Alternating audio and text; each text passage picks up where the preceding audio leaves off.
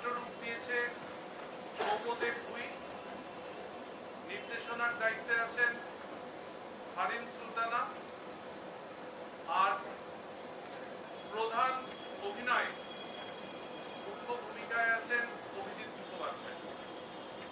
শুরু হচ্ছে নাটক মিঠাইয়ের ফটোগ্রাফ।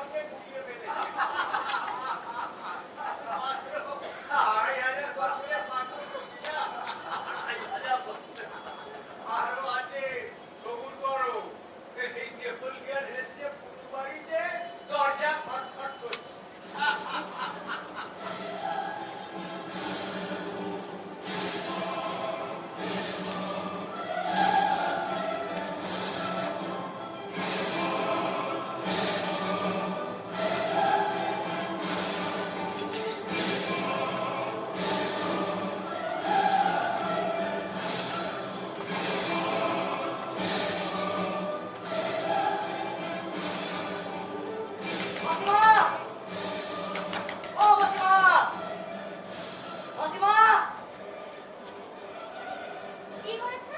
মাসিমা, পুরো কি বাড়িতে আছে? না বাবা, পুরো তো বাড়িতে নেই। আর তুমি কে? মাসিমা, আমি হলাম নেপোলিয়ন বোনাপার্ট। কি? কিসের পাঠ? নেপোলিয়ন বোনাপার্ট, ম্যাসিডনের রাজা। গ্রিস থেকে এসেছি আমি। কি? কোত্থেকে আসছো? গ্রিস গ্রিস গ্রিস থেকে এসেছি। ছিলাম নদীর ধারে, আমরা তাঁবু খাটিয়েছি। পুরুকে একটা বলে দেবেন, কাল আমরা যুদ্ধ করবো। কি বাবা, যুদ্ধ করবে কেন? তুমি ঘরে এসো, একটু বিশ্রাম করো। যুদ্ধ করে ওকে কি হবে? আমি নাড়ু বানিয়েছি, দুটো নাড়ু খেয়ে যাও। না না মাসিমা, আজ আর নয়, অনেক কাজ আছে। তাছাড়া যুদ্ধের প্রস্তুতি আছে। আজ আসছি।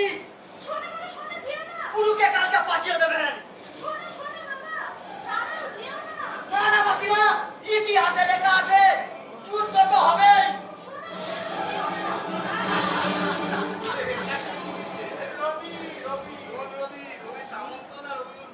রবি সামন্ত। আরে যে সামন্তই হোক সবাইকে পাস করিয়ে দিয়েছেন তো। এই সরকারের কৃপায় সবাইকে পাস না করিয়ে উপায় আছে? আমি অক্লান্ত পরিশ্রম করে মাথার ঘাম পায়ে ফেলে ক্লাস 8 অবধি সবাইকে পাস করি। 9, 10, 11, 12 অবস্থা কৌতব্য নয়। অথচ মাধ্যমিক আর উচ্চ মাধ্যমিক এদের পাশ করার সব থেকে বেশি কষ্ট। ঠিক? আরে বাবা, বিনা বাধায় বিনা চেষ্টায় পাইকারি রেটে যদি সবাইকে এই অবধি পাস করিয়ে দাও, তাহলে তাই মাধ্যমিকে আর উচ্চ মাধ্যমিকে এই কথা হবে। দেখো, এদের কথা যত কম বলা যায় ততই ভালো। বলুন জাহেদ স্যার, এবার আপনি কি করলেন? ও পড়া, আমি এখন হুমায়ুন আহমেদের একটা ছোটদের জন্য লেখা ছোট গল্প সংকলন করছি। একটা গল্প পড়লাম, খুব সুন্দর। গল্পটার নাম পরীর মেয়ে মেঘবতী। না, বলুন না, একটু শুনি, সময় আছে তো এখন। এখন গল্প বলবো? আমি বলতে পারি, তাহলে শুরু করি। গল্পটার নাম হচ্ছে পরীর মেয়ে মেঘবতী। নাবিল নামের একটা ছোট্ট ছেলে, সে তার জন্মদিনে সব কটা মোমবাতি এক ধুয়ে দিয়ে দিল। কথা আছে না, এক ধুয়ে সব কটা মোমবাতি দেওয়ানি পারলে নাকি তার ইচ্ছে পূরণ হয়। নাবিল জীবনে প্রথম এক ধুয়ে সব কটা মোমবাতি দেওয়াতে পেরেছে। নাবিল শুধু চোখ বন্ধ করে একটাই জিনিস পেয়েছে, তার একটা নিজের মতো করে একটা ছোট্ট ঘর, যে ঘরে সে শুধু একাই থাকবে। সেখানে থাকবে একটা খাট থাকবে, একটা অস্কার ওয়াইল্ডের ছবি থাকবে, একটা লিটল মারমেড, একটা লায়ন কিং, আর থাকবে মুগলি। নাবিল তার জন্মদিনের ঠিক 2 মাস পরে সত্যি সত্যি তার মা বাবার কাছ থেকে ওই ঘরটা পেয়েছে। আর তার মা নাবিলের ইচ্ছে মতো সুন্দর করে ঘরটা সাজাতে শুরু করেছে।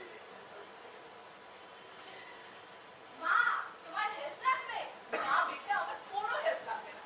নাবিলের মা এত সুন্দর করে ঘরটা সাজিয়েছে যে নাবিলের দেখে না মানে কান্না পেয়ে যাচ্ছিল। কিন্তু না, আমি তো কাঁদলো না, কারণ আমাদের সমাজে নাকি ছেলেদের কাঁদতে নেই।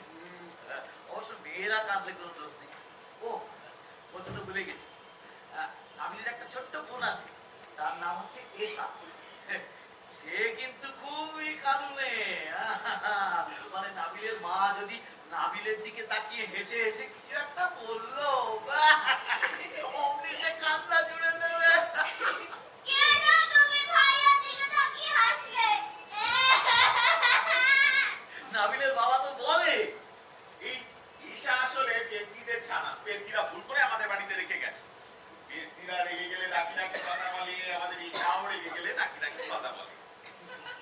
এসব অবশ্য নাবিলের বাবার বানানো কথা। বড়রা যখন ছোটদের সঙ্গে কথা বলে তখন সব বানিয়ে বানিয়ে কথা বলে না। নাবিল বেটা, তোমার ঘর পছন্দ হয়েছে তো? হ্যাঁ, একটু পছন্দ হয়েছে না অনেকটা পছন্দ হয়েছে? অনেকটা বেশি পছন্দ হয়েছে। এত বেশি পছন্দ হয়েছে যে আমার কেঁদে ফেলতে ইচ্ছা করছে। কেন তুমি ভাইয়ের দিকে বারবার তাকাচ্ছ? তুমি তো আমার ভাইয়ের দিকে আসো।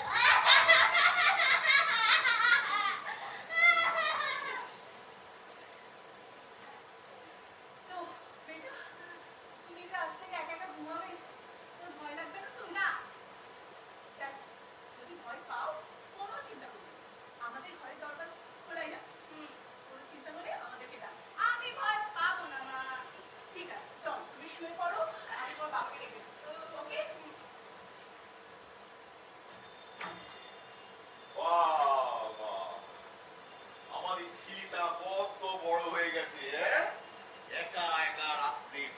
ছি, তোর কি সাহস? আমার তো এত সাহসই নেই। আমি রাত্রিবেলা একা একা শুতেই পারি না। আমার সঙ্গে নাবিলের মাকে শুতে হয়, ঈশাকে শুতে হয়। তাও আমার ভয়ে বুক কাঁপতে থাকে। নাবিল কিন্তু জানে যে তার বাবার কিন্তু খুবই সাহস, সে ইচ্ছে করলেই একা ঘুমোতে পারে। কিন্তু ওই যে বললাম, বড়রা ছোটদের সঙ্গে কথা বলার সময় এমন ভাবে কথা বলে যে ভাবে বুঝি ছোটরা কিচ্ছু বুঝতে পারছে না। আসলে ছোটরাও যে সবকিছু বুঝতে পারে সেটা তো তাদের মধ্যেই থাকে। বাবা গল্প বলো। গল্প? কি গল্প? এই গল্প বলার নাম শুনেই নাবিলের বাবার মুখে একেবারে শুকিয়ে গেল। কারণ নাবিলের বাবা তো কোনো গল্প জানে, যা গল্প জানে সব নাবিলের মা। হ্যাঁ, তো নাবিল একবার কি করেছে, বাবাকে জব্দ করার জন্য একটা সিন্ডারেলার গল্প বলতে হচ্ছে। তো বাবা শুরু করলো এরকম করে। সিন্ডারেলা। এক দেশে একটা মেয়ে ছিল, তার নাম ছিল সিন্ডারেলা। তার মনে বেজায় ক্ষোভ, কারণ তার কোনো ছেলে পুলে নেই। মনের দুঃখে তার সোনার অঙ্গ কালি হয়ে গেল। নাবিল তো হেসে আর মানছে না, সোনার অঙ্গ নাকি কালি হয়ে গেল। মানে নাবিল জানে যে ওর বাবাকে জব্দ করার সব থেকে সহজ উপায় হলো তাকে গল্প বলতে বলা। বাবা গল্প বলো। কি গল্প রে? পরীর গল্প। পুরীর গল্প? পুরীর গল্প? কেন তুমি পরীর গল্প জানো না? আরে অবশ্যই জানি। শোন, এক দেশে একটা পরী ছিল। বাপরে! তারপর কি হলো শোন। তার মনে বেজায় দুঃখ, তার কারণ তার কোনো ছেলে পুলে নেই।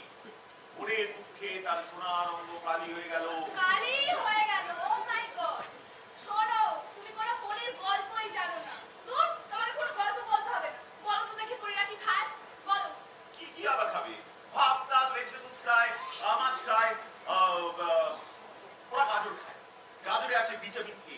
সেই কারণে ওদের চোখের দৃষ্টি খুব শক্তিশালী। আকাশ থেকেও সবকিছু মাটিতে দেখতে পায়। না, ওরা ফুলের মধু খায়। সত্যি তুমি কিচ্ছু জানো না। বলো তো দেখি ওদের জামা কাপড় কি দিয়ে তৈরি হয়? বলো বলো বলো। কি দিয়ে আবার? 50% কটন, 50% সিনথেটিক। পুরোপুরি সিনথেটিক ওরা করতে পারে না, গা কুটকুট করে। না না, ঠিক আছে। ওইসব না। ওরা মানে ওদের জামা কাপড় তৈরি হয় চাঁদের আলোর সুতো দিয়ে। চাঁদের আলোর আবার সুতো হয়? তাই তো জানতাম না। কেন? তাদের চরকা বুড়ি কি করে? সুতো কাটে না? ঠিক, চাঁদের চরটা কাটাকুটি বিষয়টা তো আমি একদম ভুলে বেড়ে বসে আছি। হ্যাঁ। বলো তো দেখি পরীরা কখন পৃথিবীতে আসে? বলো। জানি না, তুমি বলো। যখন আমাদের পৃথিবীতে খুব জ্যোৎস্না হয় তখন আসে। ওরা নির্জন পুকুরে সাঁতার কেটে স্নান করে। কেন পরীদের দেশে বুঝি পুকুর নেই? সে বলে কিন্তু তবু যাই হোক না, আমাদের পৃথিবীর পুকুরি মানে নেবি। আচ্ছা ঠিক আছে, খুব ভালো। তুমি এবারে শো করে কি show show show show show show মাথাটা বালিশে দাও, এখানটা শো।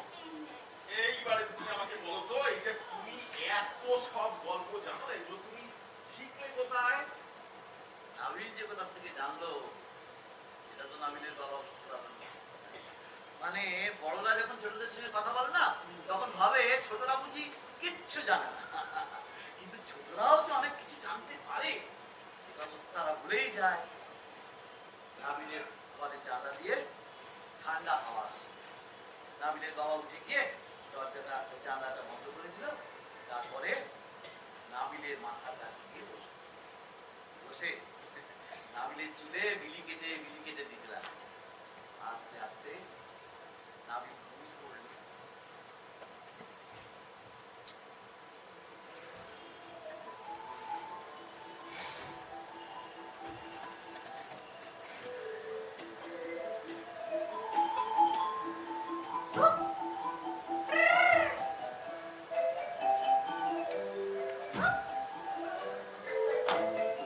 নাবিলের ঘুম ভাঙলো একটা খুব শব্দ। আশ্চর্য, একটা সত্যিকারের পরীর মেয়ে তার ঘরে বসে আছে। পরীর মেয়েরা যে সুন্দর হয় সেটা আমি জানি, কিন্তু এত সুন্দর হয়, এত অপরূপ। মানে পরীর মেয়েটা গা থেকে একেবারে আলো ঠিকরে ঠিকরে বেরোচ্ছে। একটা শাড়ি পরে আছে, সেটা একেবারে ঝলমল ঝলমল করছে। আর ওর ডানাটা যে কি অপূর্ব সুন্দর। পরীর মেয়েটা কি করেছে, ঘরে ঢুকে নাবিলের কাছ থেকে সমস্ত খেলনাগুলোকে ফেলে নিয়ে মাঝখানে জড়ো করে সেগুলো নিয়ে খেলতে শুরু করেছে। খেলছে আর গান করছে, খেলছে আর গান করছে।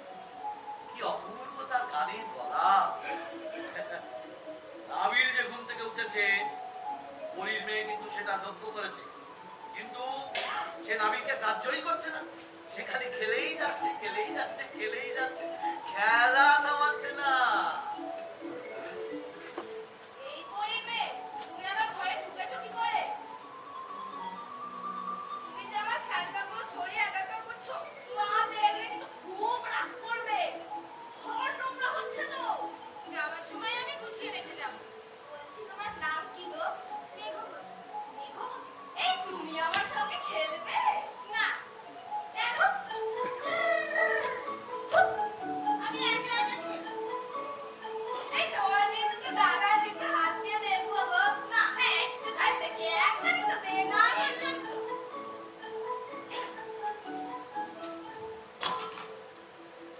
তোমার বুদ্ধি কি হয়েছে? কেঁদে গেছে। হাঁটলো কি করে? এক জ্যোৎস্না রাতে আমরা রাস্তায় ছোটখাটো নাচ করছিলাম।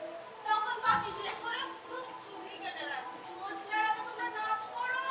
হ্যাঁ, নাচ করি, গান করি, জল ছিটিয়ে খেলা করি, খুব মজা করি। এই আমাকে একদিন নিয়ে যাবে না? তোমাকে নেবো কি করে? তুমি কি ঘুরতে পারো? বলছি তুমি কোন ক্লাসে পড়ো? আমরা তো পড়াশোনা করি না। আমরা শুধু নাচ করি, গান করি আর আকাশ উড়ে বেড়াই। আমি ইংরেজি বাংলা করি, আমি বাংলা করি, অঙ্ক করি। শোনো না বাবা কথাটা। হ্যাঁ, আমি কেজি বাংলা করি, আমি বাংলা করি, অঙ্ক করি, ইংরেজি করি, অ্যাডিশন করি। এই তুমি অ্যাডিশন পারো? অ্যাডিশন হলো যোগ। না, তুমি ফুলের ইংরেজি জানো? আমি বলছি ফুলের ইংরেজি হচ্ছে ফ্লাওয়ার। সব ফুলই ফ্লাওয়ার। হ্যাঁ, সব ফুলে ফ্লাওয়ার, যেটা লেখা আছে। তারপরে আকাশের হলো স্কাই, বিড়ালের হলো ক্যাট। বলছি সোনা, তুমি রোজ রাতে এসে আমার সঙ্গে খেলবে তো?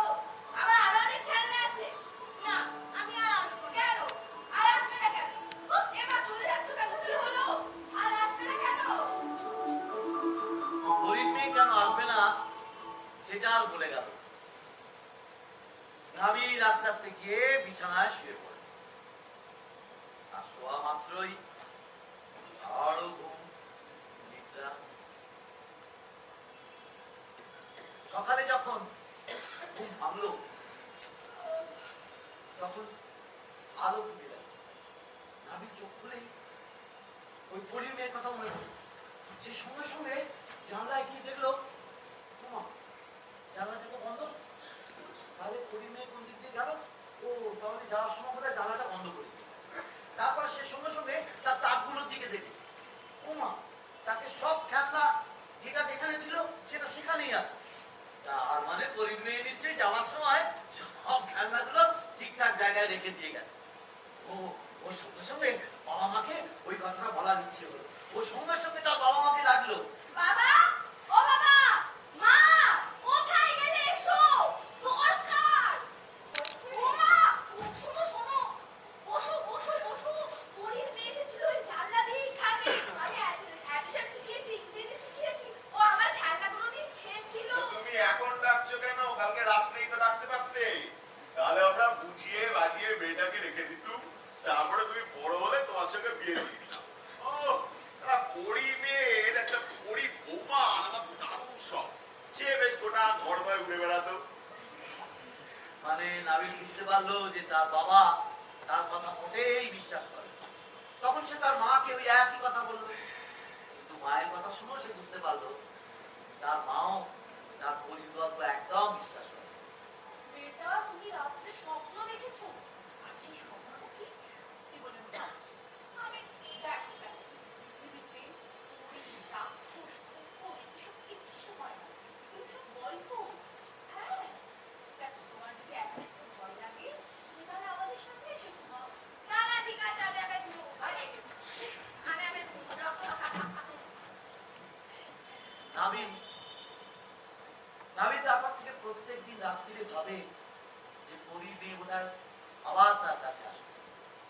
সেজন্য রোজ রাত্রিবেলা উঠে সে তার জানলা খুলে আকাশের দিকে তাকিয়ে থাকে আর ভাবে যে পরীর মেয়ে যদি একদিন আসে, আর একটা দিন, আর একটা বার যদি পরীর মেয়ে আর একবার যদি তার কাছে আসে, আর একবার। না, পরীর মেয়ে আর নাবিলের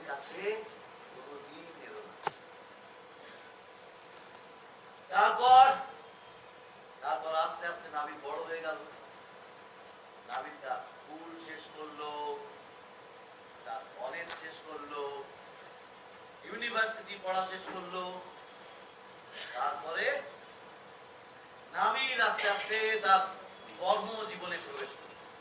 আর শেষে শেষে নাবিল যখন তার বাবার মতো বড় হয়ে গেল, তখন একেবারে বাড়ির সবাই মিলে একেবারে সুপাত্রী দেখে নাবিলের বিয়ে দিয়ে দিল।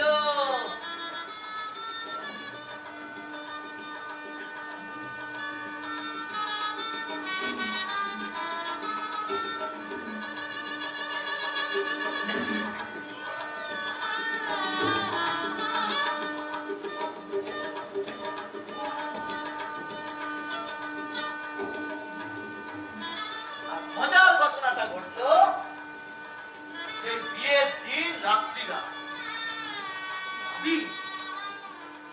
তার বউয়ের মুখের দিকে তাকিয়ে দেখলো, আশ্চর্য, তার বউকে দেখতে অবিকল সেই পরি মেয়েটার মতো, সেই এক রকমের মুখ, এক রকম চোখ, এক রকমের চুল, আর থুতনিতে কাটা দাগটা কিসের? অনেক ছোটবেলায় পুকুর ঘাটে নাচতে গিয়ে পা পিছলে পড়ে কেটে গিয়েছিল। আচ্ছা শোনো, তোমার বাপ নাম কি মেঘমতি? হ্যাঁ, বাবা আমাকে ওই নামে ডাকতো। অনেক ছোটবেলায় বাবা মারা গেছে। তারপর আর ওই নামে কেউ কোনোদিন আমায় ডাকেনি। আজ পর্যন্ত তুমি ডাকো। আচ্ছা, তুমি এই নাম জানলে কি করে? নাবিল যে কি করে জানলো সেটা নাবিল বলল না।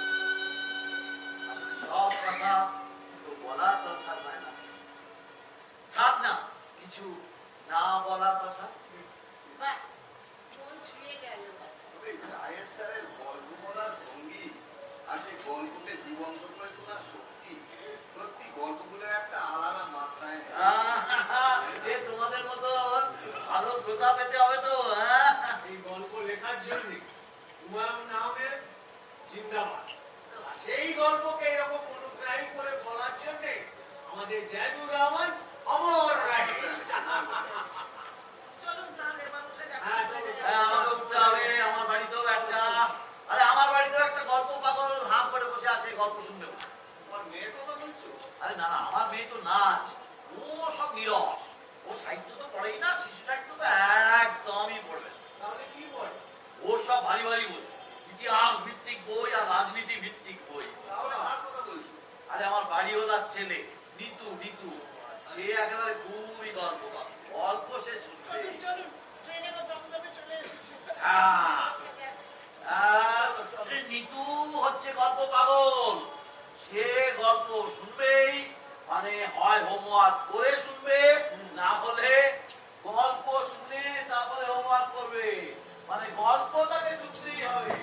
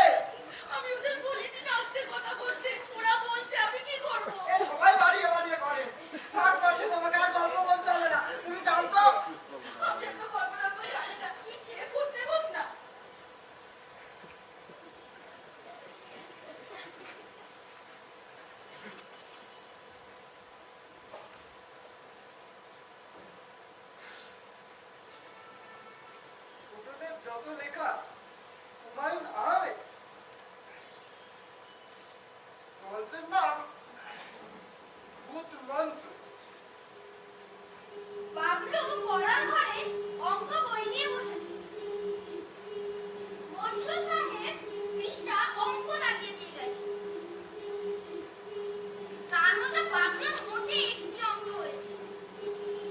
অঙ্কগুলো বেশ কঠিন। আর তারই মধ্যে কাজের বুয়া এই ক্লাস ভর্তি দুধ রেখে গেছে। দুধ না খেলে না সে আমার বাবার কাছে নালিশ করবে। বাবলু বেশিরভাগই অঙ্ক করছে দুধের দিকে না তাকিয়ে। দুধের দিকে তাকালেই বাবলুর বমি আসছে। তখনই হঠাৎ দরজায় খটখট শব্দ হলো।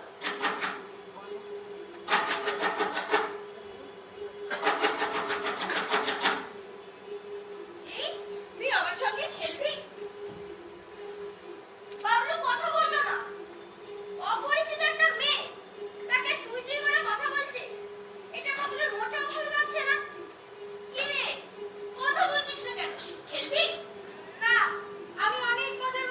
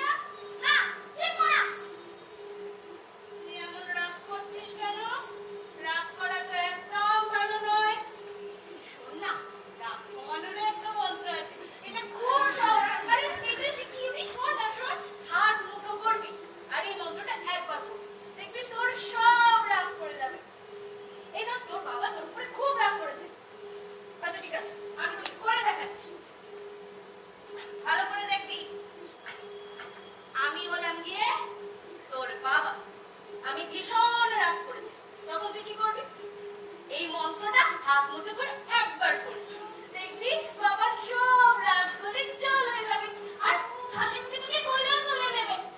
আরে বাবা তুমি যাও না। চলে যাবো? আরে হ্যাঁ চলে যাবে আর কখন আসবে না এখানে।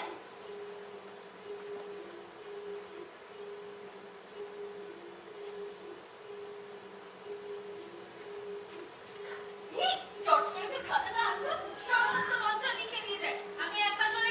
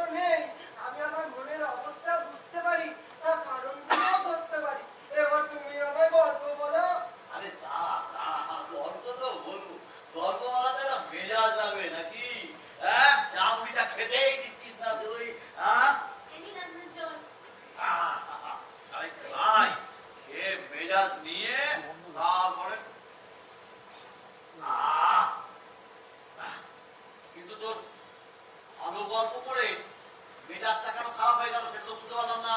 তোমার ওই বইটা থেকে হুমায়ুন আহমেদের ভূত মন্ত্রটা পড়লাম। এখানে যে বাবলু, তারও তো আমার মতো দশা। তাকে শুধু দুধ খেতে হয়, তারও দুধ খেতে ভালো লাগে না। তারও এই এক গাদা কুচিনষ্ট পড়ে রয়েছে, তারও বাড়িতে মা বাবা নেই। যদিও বাবলুর বাবা বেঁচে আছে আর আমার বাবা মারা গেছে। এই ছি, ছি, ছি, ছি, ছি। সরকারি কথা মরে যাওয়া টরে যাওয়া বলতে নেই বাবু, মরে যাওয়া টরে যাওয়া বলতে যাবি।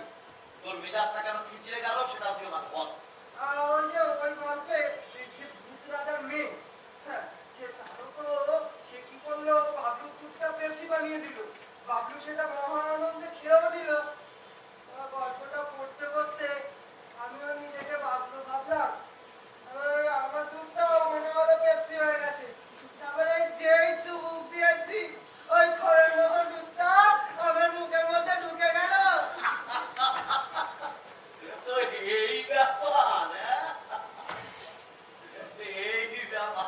বাবা দেখো, বানানো গল্প আমার বলবে না, ততই ভালো। সত্যি গল্প একটা বলো না বাবা। আরে একদম সত্যি গল্প বলবো, একদম সত্যি। গল্পটা শুরু করি। তখন আমার যুবক বয়স, বুঝলি, চাকরির জন্য এখানে ওখানে ঘুরে বেড়াচ্ছি। তো হঠাৎ খবর পেলাম যে নৈহাটির একটা স্কুলে একজন মাস্টার নেবে। বাবা, তুমি মিথ্যে গল্প বলছো না তো? এই! আমি মিথ্যে কথা বলি? হ্যাঁ? আমি একটা হেডমাস্টার না? আরে হেডমাস্টার কখনো মিথ্যে কথা বলে? হেডমাস্টার তুমি বলো না, অন্যরা বলে। তুমি গল্পটা বলো। কি আর বলছিলাম? এই যখন তোমার যুবক বয়স। যখন আমার যুবক বয়স, তখন শুনলাম নৈহাটির একটা স্কুলে ভৌত বিজ্ঞানের একজন মাস্টার নেবে।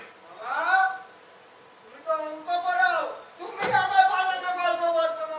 আরে না না পদবিজ্ঞান না। আরে বুঝিস না, আমাদের তো সব সাবজেক্টে অঙ্ক বা সাবজেক্ট, কিন্তু আমাদের তো সব সাবজেক্ট পড়াতে হয়। মানে স্কুলে টিচার না থাকলে কি করবো? সব সাবজেক্ট স্কুলে টিচার না থাকলে। কেন বাবা, আমাদের স্কুলে তো কত টিচার, যার যে সাবজেক্ট সে শুধু সেই সাবজেক্টই পড়ায়। তোদের স্কুলের সঙ্গে আমাদের স্কুলের তুলনা হয়? হ্যাঁ? তোদের একটা ইংলিশ মিডিয়াম স্কুল আর আমাদের ঝাড়ঝাড়ে একটা সরকারি স্কুল। আরে এখন শোন, লোকের বিপদে না পড়লে কেউ আর আমাদের মতন সরকারি স্কুলে তার ছেলে মেয়েদের পাঠায় না। যার কাছে একটুখানি পয়সা আছে তাই সবাই এখন ইংলিশ মিডিয়াম স্কুলে ভর্তি করে দেয়। এটা না, আমার নিজের মেয়ে, সে কি আমার স্কুলে পড়ে? সে কিন্তু ঠিক ওই ইংলিশ মিডিয়াম স্কুলেই পড়ে। আচ্ছা বাবা, সরকারি ইংরেজি মাধ্যম নেই? আছে হয়তো একটা দুটো, হাতে গোনা। একবার কি হয়েছিল জানিস তো? একবার সরকার থেকে ঠিক করেছিল যে সব কটা বাংলা মাধ্যম স্কুলে একটা করে ইংরেজি মাধ্যমের সেকশন খুলে দেবে। তারপর কি হলো? কিছু হলো না। কোথাও কোনো রিক্রুটমেন্ট নেই। যাওয়া কিছু লোকের চাকরি হলো, সবার চাকরি চলে গেল। আরে এখন সব স্কুলগুলোর কি অবস্থা জানিস তো? কোথাও একটা করে মাস্টার, কোথাও দুটো করে মাস্টার, কোথাও আবার মাস্টারই নেই। আমাদের স্কুলে দেখ, আমাদের স্কুলে মাত্র দুজন মাস্টার, বাকি যারা ছিল তারা সবাই রিটায়ার হয়ে গেছে। তাদেরকে হাতে পায়ে ধরে অনুরোধ করে এনে স্কুলটা চালাচ্ছে। সেই জন্যই তো আমাদের সব সাবজেক্ট পড়াতে হয়। ঠিক আছে, গল্প বল।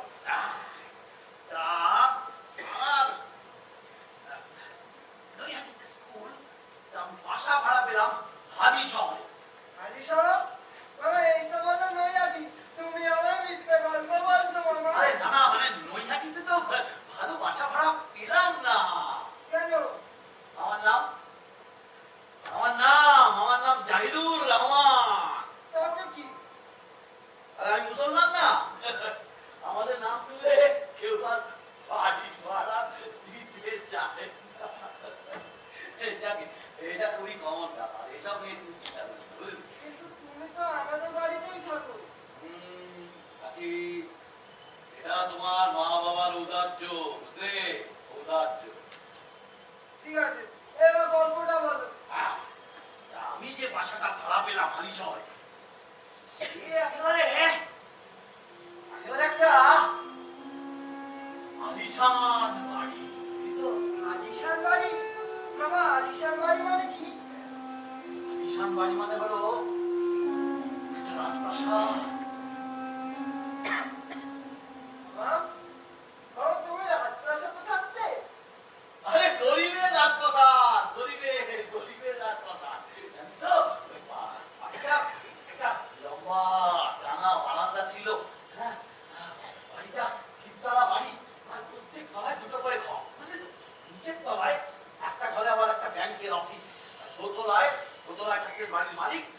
তিনতলায় বাসা ভাড়া পেলাম আমি। জায়গাটা খুব জমজমাট, জানিস তো? মানে সকালবেলা খুব জমজমাট। সকালবেলা ওখানে বাজার বসে, লোকজন আসে, সব কেনাকাটা হয়, কথাবার্তা বলে, তারপরে ব্যাংকে সবাই কাজ করতে আসে, মানে খুব একেবারে একেবারে জমজমাট। কিন্তু সন্ধ্যেবেলা হলেই এলাকাটা খুব শুনশান, মানে কি বাবা? নীরব, ভয়ঙ্কর নীরব। তারপর কি হয়েছে, তারপর আমি একদিন ওই অফিসে কাজ করে, অফিসের কাজ শেষ করে বাড়ি ফিরছি, বুঝলি তো? অফিস বলছো কেন বাবা? তুমি তো স্কুলে পড়ো, তুমি আমায় মিথ্যা গল্প বলছো বাবা। আরে না, তুই বুঝতে পারছিস না? মানে স্কুল মানে অফিস মানে আরে স্কুল আরে বিকেলবেলা হেডমাস্টার মশাই বসে যে কাজগুলো করে সেটা কি অফিসের কাজ না? আমি তো হেডমাস্টারের সঙ্গে বসে বিকেলবেলা অফিসের কাজ করছিলাম, সন্ধ্যে হয়ে গেল, সেই জন্য অফিস বলছি। কিন্তু বাবা তুমি তো হেডমাস্টার, তুমি আমার বানানো গল্প বলছো বাবা। আমি শুনবো। আরে বাবা রে, তো মহা জ্বালা, একে গল্প বলো। আরে শোন, আমি তো হেডমাস্টার হচ্ছি এখন অন্য স্কুলে, তখন তো আমার যুবক বয়স, তখন তো আমি নৈহাটি স্কুলে পড়াবো। এখন কি আমি নৈহাটিতে যাই? না, ঠিক আছে বাচ্চা, ওই গল্প বলো। হ্যাঁ, তারপর কি হয়, ওই সকালবেলা কি করি বুঝলি, সকালবেলা আমি ওই স্কুল চত্বরেই খেটে নিই। তারপর ওই রাত্রিবেলা বাড়ি এসে, বুঝলি তো, চুলোটা জ্বালিয়ে একটু বেশ ঝুরঝুরে ভাত করে নিই। রাত্রিবেলা মানে নিজেই রান্না করে খাই আর কি, ঝুরঝুরে ভাত করে নিই। ভাত করে নিয়ে একটা বেশ ডিমের অমলেট করে নিয়ে আলু ভর্তা বানাই। আলুটা ভালো করে মেখে পেঁয়াজ দিয়ে, ধনেপাতা দিয়ে, বুঝলি তো, সুন্দর করে একটা আলু ভর্তা করে ওই ঝুরঝুরে ভাতের ওপর গরম ভাতে ঘি ছড়িয়ে আলু ভর্তাটা দিয়ে মেখে না খেতে পড়ে, খাওয়ার মজাই আলাদা। আলু ভর্তা, বাবা, আমি ভাত ডাল আলু ভর্তা খাবো। এখন খাবি? হ্যাঁ, কিন্তু তুই যে একটু আগে দুধ খেলি। তাতে কি হয়েছে? আমি ভাত খাবো বাবা। এই শোন, এই খাবার গল্প শুনে খিদে পাওয়া আর দুধের গল্প শুনে ভয় পাওয়া, এই দুটোই কিন্তু একটা সাংঘাতিক রোগের লক্ষণ। সেই রোগটার নাম কি জানিস? সেই রোগটার নাম হলো সোনা রোগ। এই রোগ যাদের হয় না, তাদের আকেল পুরু হয়ে যায়। দূর, তুমি গল্প বাদ দিয়ে এসব সোনারোগ মনোরোগ করে আসছো, গল্পটাই বলতে হবে আরে আমাকে। আমি তো, তুই যে সব কথা নিয়ে আসছিস, যাকে তারপরে গল্পটা হলো, তারপরে আমি সেদিন কি করেছি, রাত্রিবেলা হোটেল থেকে খেয়ে বাড়ি ফিরছি, বুঝলি তো? আমার তুমি হোটেল বলছো কেন? এই তো তুমি বাড়িতে রান্না করে খাও, তুমি আমার মিথ্যা গল্প বলছো বাবা। ওরে বাবা রে, একে গল্প বলা মানে তুই তো জেরা করে একেবারে পাগল করে দিস। আরে ভালো করে শোন, সেদিন রাত্রিবেলা চুলোটা জ্বালতে গিয়ে দেখলাম চুলোটা জ্বলছে না। কেন? আরে খারাপ হয়ে গেছে। এই জন্য ভাবলাম তাহলে হোটেল থেকেই খেয়ে নি, এই ভেবে হোটেলে গেলাম। হোটেলটা ছিল আমাদের বাড়ি থেকে 3 কিলোমিটার দূর। রাত্রি হয়ে গেছে, আমি বলেছি না জায়গাটা বড় শুনশান। সেদিন যেন আরো বেশি শুনশান।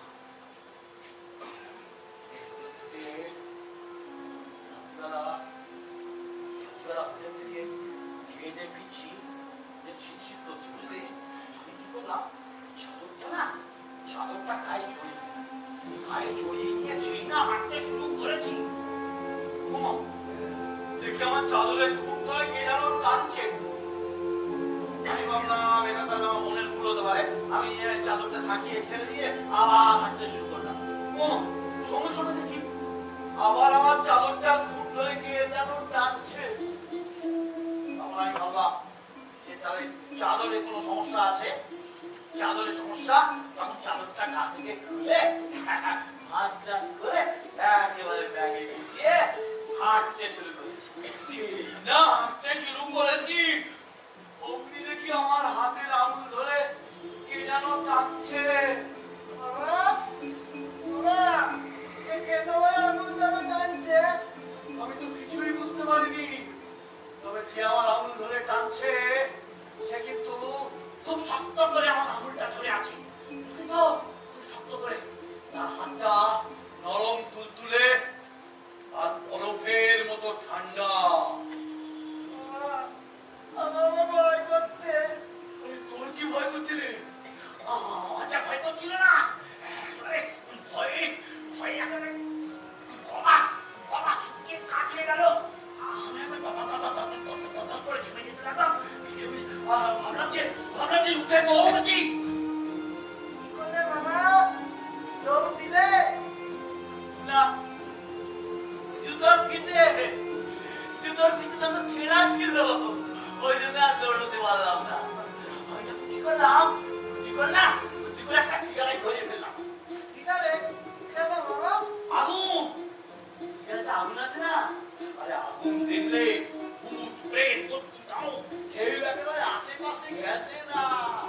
বাবা, ওটা কি ভূত ছিল? না, তাহলে ওটা ছিল একটা দুধের বাচ্চা। ভূতের বাচ্চা? সেটা কি বাবা? দেখ, আমরা কথা বলি না, বাচ্চা ভূত দুধ। বাঘের যেমন বাচ্চা হয় তেমনি টাগেরও বাচ্চা হয়, ভূতের যেমন বাচ্চা হয় তেমনি দুধেরও বাচ্চা হয়। বাবা, ওরা কেমন? ভয়ঙ্কর, ওরা ভয়ঙ্কর। ভূতেরা ওদের ভয়ে একেবারে ছুটিয়ে থাকে।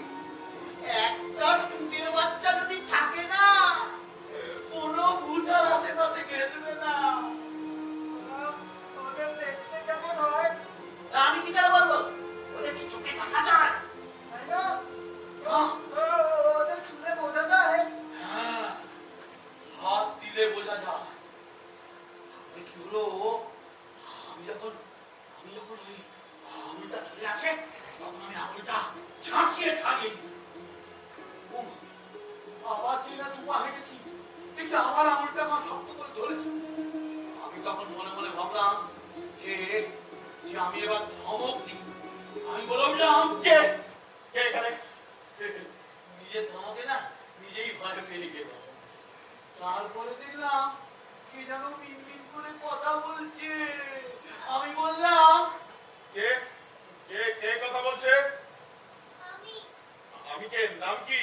আমি মিঠাই। তুই কে, ভূত নাকি? আগে না, আমি তো ভূত না, আমি দুধ। তুই কি চাস? আমাকে আঙুল ধরে আছিস কেন? ভয় দেখাতে চাস নাকি? হ্যাঁ। কেন? আরে কাঁদছিস কেন? কি হয়েছে? পথ হারিয়ে ফেলেছিস? না, তাহলে কেউ মারধর করেছে? না, আরে তা কি হয়েছে তো বল। পরীক্ষায় ফেল করেছি। কি? হ্যাঁ? এই ভূতেদের পরীক্ষা হয় নাকি? হ্যাঁ, ওদের তো প্রাইমারি এডুকেশন কম্পালসারি। কি কি পড়ানো হয়? ওদের সব কিছু পড়ানো হয়, ইতিহাস, ভূগোল, ভৌত বিজ্ঞান, জীববিজ্ঞান সব। কি বাবা, তুমি কি বিষয় বের করেছে বাবা? ও ফেল করেছে মানুষকে ভয় দেখানোর বিষয়। এটা কি বাবা?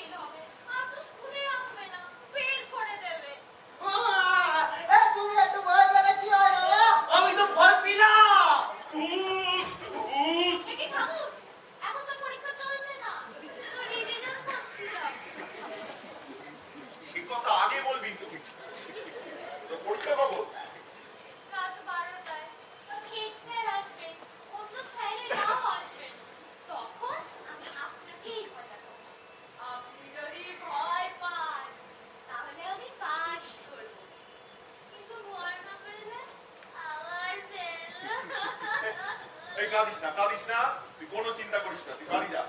আজকে তুই শুধু পাস করবি না, ভালোভাবে পাস করবি। আমি এমন ভয় পাবো যে তোদেরই আক্কেল গুরুম হয়ে যাবে। সত্যি সত্যি সত্যি আমি ভাবলাম যে এমন ভয় পাবো যে একেবারে সমাজে হইচই পড়ে যাবে। সত্যি তুই আসিস সবাইকে নিয়ে। আজ যে তুই শুধু পাস করবি তা নয়, একেবারে মুন মার্ক পেয়ে পাস করবি। মামা মুনমার্ক মানে কি? 100-তে 80 পেলে কি মার্ক হয়? পড়া হচ্ছে কেন?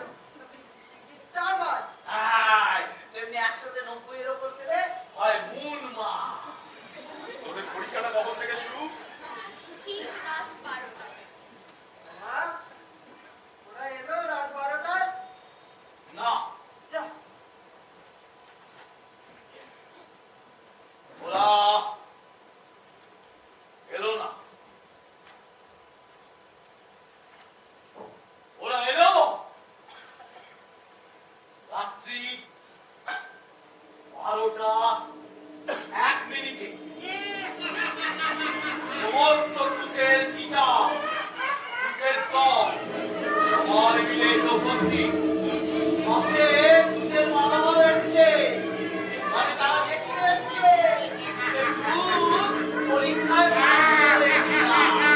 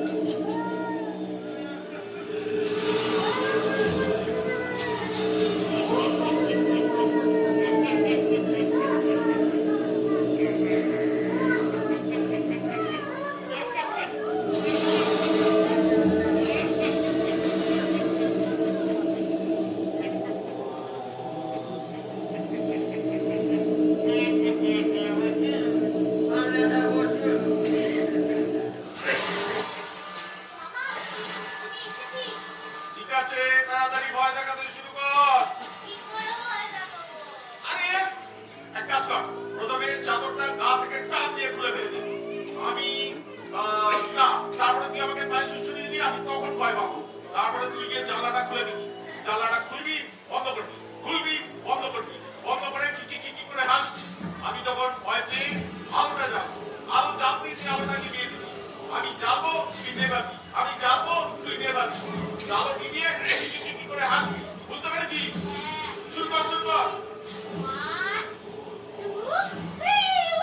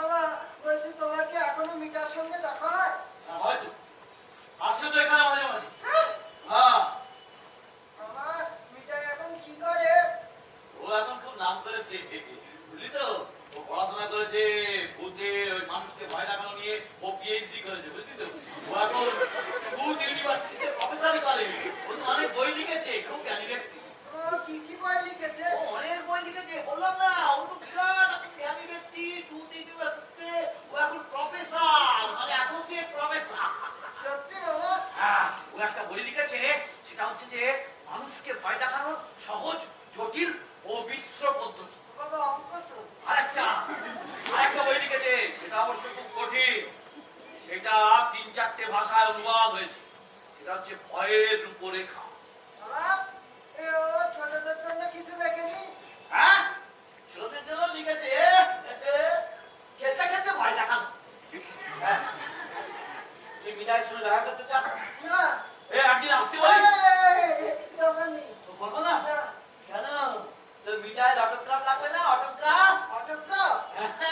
অটোগ্রাফ আমি তো তোকে দেবো বলে একটা রেখে দিয়েছি পকেটে। এই হলো মিঠাইয়ের অটোগ্রাফ। কই, কিছুই তো নেই। না লেখা দেখতে পাচ্ছি, না কাগজ দেখতে পাচ্ছি।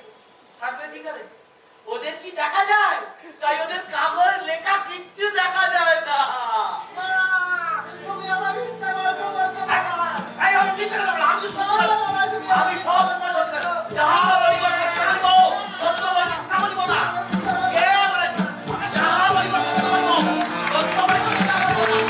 আরে আমি সত্য বলিব, সত্য বলিব, সত্য বলিব।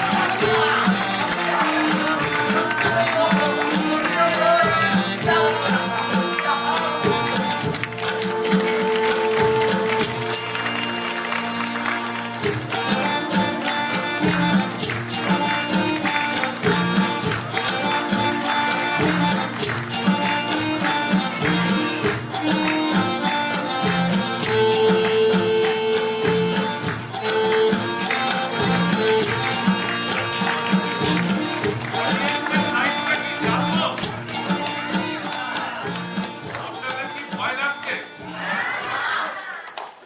আচ্ছা, প্রথম পর্বটা এখানে শেষ হলো মিঠাইয়ের অটোগ্রাফ। আমরা সকলের সঙ্গে পরিচয়টা শেষে করাবো।